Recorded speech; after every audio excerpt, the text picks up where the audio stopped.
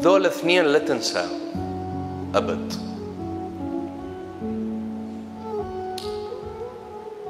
اللي وقف لك وقت اللي كنت محتاج المساعدة،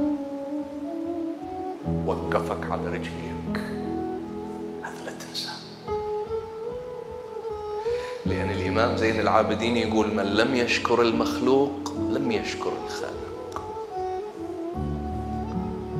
وقمة الوفاء أن تقدر اللي ساعدك.